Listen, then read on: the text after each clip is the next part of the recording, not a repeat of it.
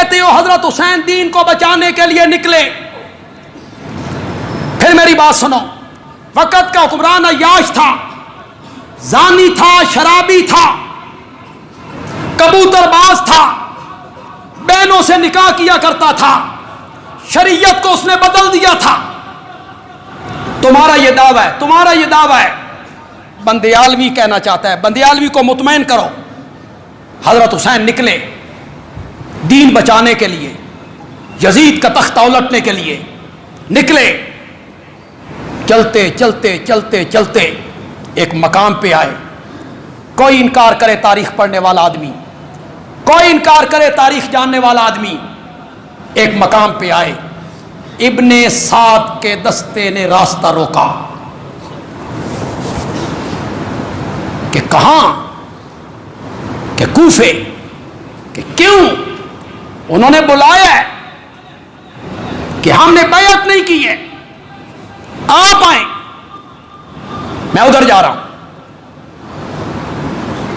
ये खत देखो। इब्ने साद ने कहा, क्यों भाई, ये जो बड़े लोग होते हैं, बड़े लोग, चौधरी, सरदार, ये कोई लुके हुए नहीं। हमारे शहर के जो बड़े लोग हैं छुपे हुए हैं किसी से। ये पार्लियामेंट के मेंबर हैं, कौमी असम्बली के, सूबाई असम्बली के सेनेटर होते हैं, ये कोई छुपे हुए लोग होते हैं? ये सियासी लोग, बड़े लोग, उन सारों के खुतूत थे हजरत हुसैन के पास, ये मेरे पास उनके खुतूत। इब्ने साद ने कहा, जनाब ये जिनके खुतूत हैं ना, ये जरा नजर दौड़ाइए, ये सारे मेरे दस्ते में खड़े हैं। हजरत हुसैन ने देखा, वो सारे चौधरी और सरदार खत लिखने वाले वो किसके दस्ते में थे? इब्ने साद के दस्ते। हजरत हुसैन ने एक एक को आवाज लगाई, ओ फुला, ओ फुला, ओ फुला, ओ फुला, ये खत तुम्हारे नहीं है। उन्हें आख्या सन 5 तन दी सौ है।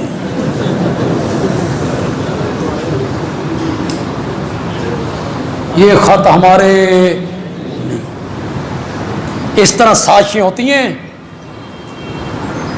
शरारती लोगों ने लिखे और शरीफ लोगों के क्या लगा दिए, जिम्मे लगा, उनके दस्तखत नीचे, उनकी मोहरें नीचे। वो मोतबर लोग जिनके खुतूत पढ़ के हजरत हुसैन मक्के से चले हैं। इब्ने साद ने कहा, वो तो मेरे साथ खड़े हैं।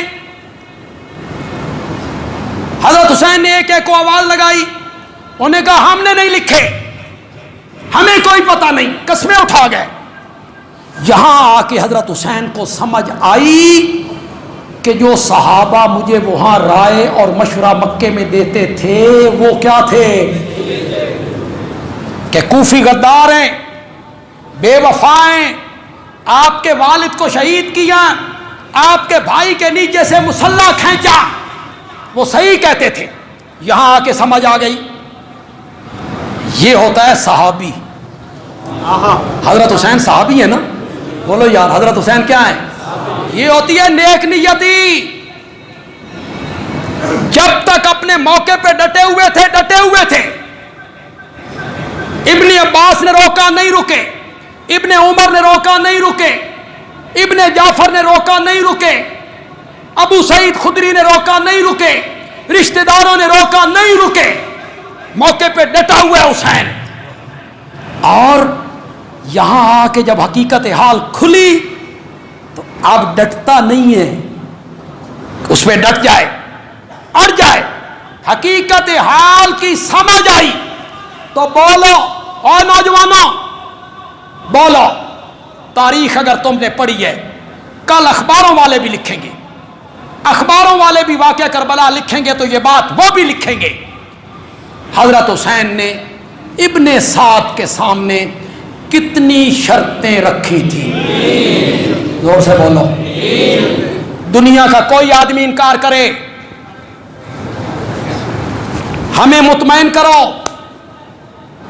हजरत हुसैन ने इब्ने साद के सामने कितनी शर्तें रखी? 3 शर्तें। मेरी खुतबात बंदियालवी की जो 6ठी जिल्द है, मैंने उस पर गुफ्तगू की। मैंने 20 किताबों के हवाले दिए। कितनी किताबों की? 10 अहले सुन्नत की, 10 अहले तशय्युअ। 20 किताबों ने लिखा, आओ इनकार करो इसका। हजरत हुसैन ने इब्ने साद के सामने पहली शर्त रखी, मुझे वापस जाने दो। और बोलो तो सही यार, जोर से बोलो, जोर से बोलो। नहीं ना समझे हो, इसकी तय में नहीं ना उतरे हो, इसकी तय में नहीं उतरे हो। मुझे वापस जाने दो,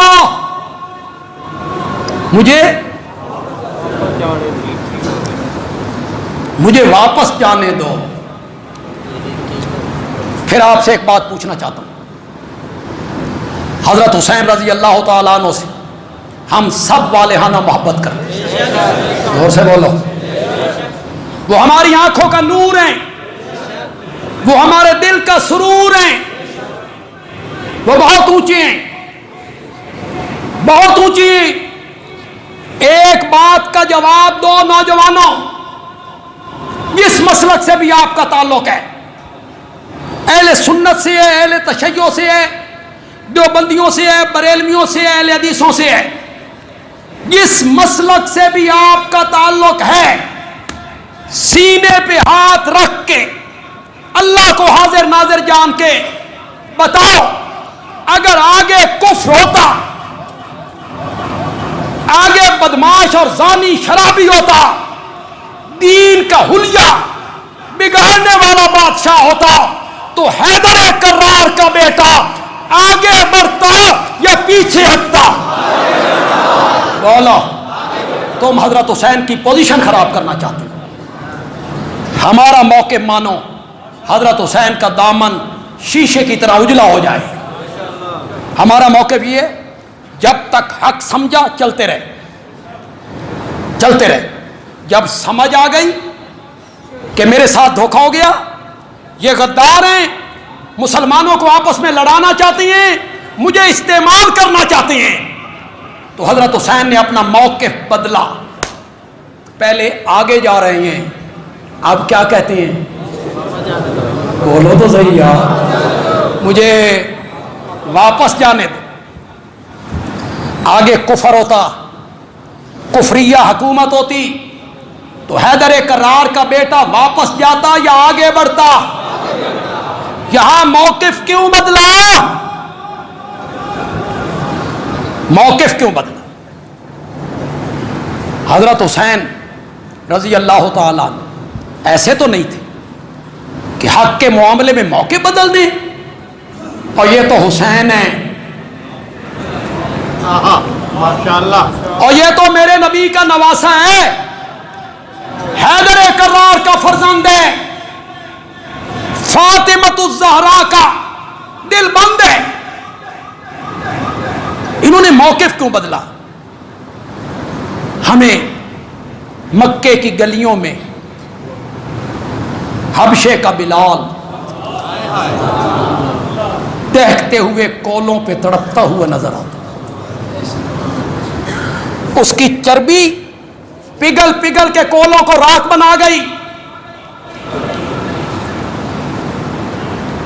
निमक मिला पानी छिड़का गया, मक्के की नुकेलदार जमीन पे घसीटा गया, दूसरे दिन फिर तपते हुए कोलों पे लाया गया, और मालिक कहते हैं बिलाल हो, फिर भी उसका नाम लेगा, और बिलाल मुस्करा के कहता है उसको मानने का जितना मजा आज आया है ना, आज तक आया ही नहीं है। बदला मौकिफ।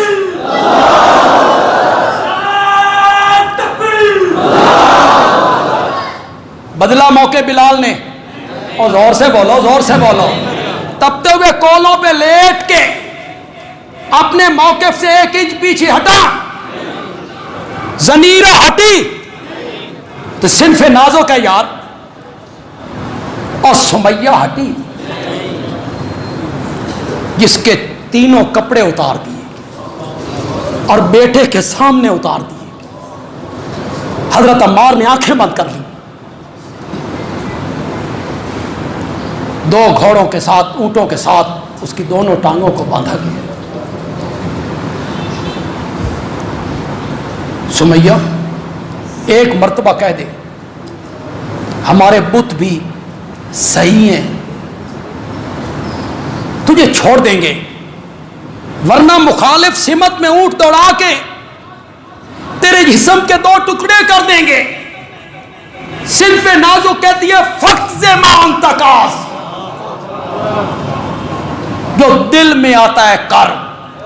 अब वापसी की राह दिखाता है जब रब ने आसमान में जन्नत के पर्दे हटा के सब कुछ मेरे सामने रख दिया। सुमैया ने मौके बदला, बोलो तो सही यार, बदला। जनीरा ने बदला, बिलाल ने बदला, इमाम अहमद इब्ने हंबल ने बदला। इमाम अहमद इब्ने हंबल का बेटा कहता है जो कोड़े मेरे बाप की पीठ पे लगाए गए थे, अगर किसी हाथी को मारे जाते तो हाथी भी बर्दाश्त न करता। और जब कोड़ा लगता और पूछने वाला पूछता, बादशाह सामने बैठा है, कुरान को अल्लाह की मखलूक मानते हो? तो इमाम अहमद बिन हंबल कहते कोड़ों से न मनवाओ, ई तू नी बे किताबिल्लाह व बे सुन्नत रसूलिल्लाह। मनवाना चाहते हो तो अल्लाह की किताब से मनवाओ, मोहम्मद के इरशाद से मनवाओ सल्लल्लाहु।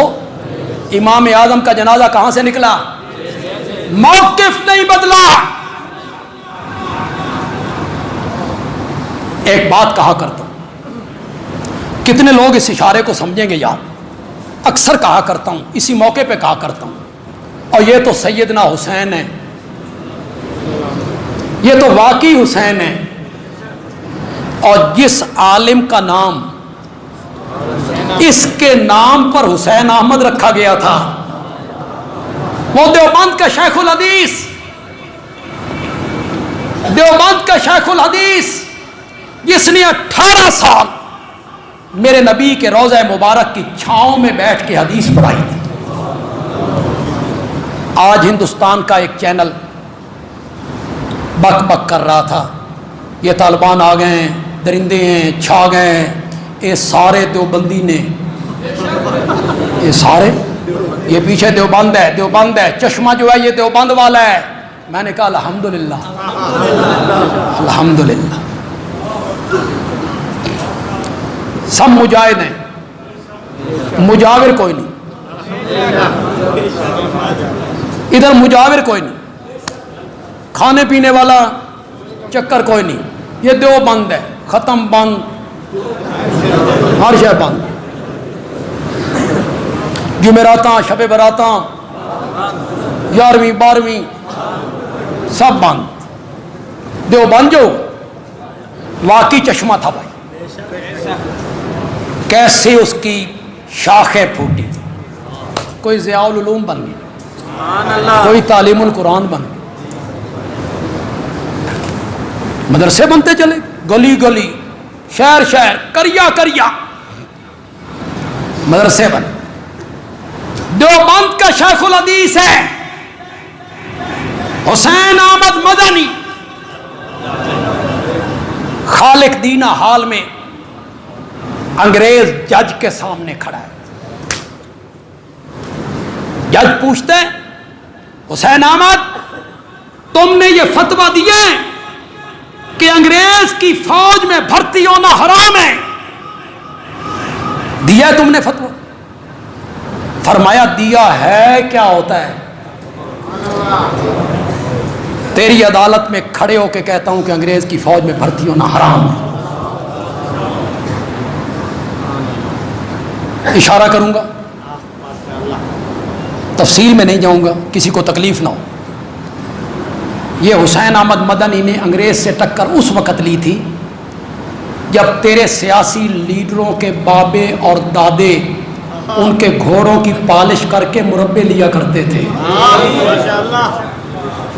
खारश घोड़ों की ठीक किया करते थे, तेल लगाया करते थे, मुरब्बे लेते थे, घोड़ी पाल मुरब्बे। उस वक्त टक्कर ली। अब कहता हूं अंग्रेज की फौज में भर्ती होना हराम है। अंग्रेज ने कहा, जज ने कहा, इसकी सजा जानते हो, यह बगावत है। बगल से लट्ठा निकाला, मेज पे फैलाया, फरमाया सजा जानता था, इसीलिए तो कफन देवबंद से साथ लेके आया। मौकिफ नहीं बदला।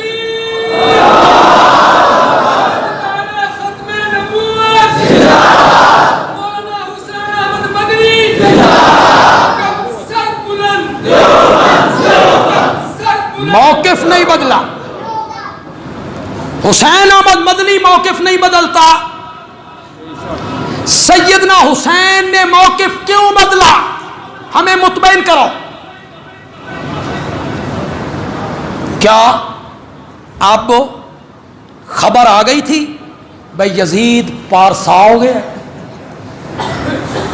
आप बेजायद हो गया, अब उसने तहज्जुद पढ़नी शुरू कर दी है, ये खबर पहुंच गई थी, अब वो मुसलमान हो गया है, इस्लाम को बतौर कानून उसने नाफिज कर दिया है, ये खबर आ गई थी।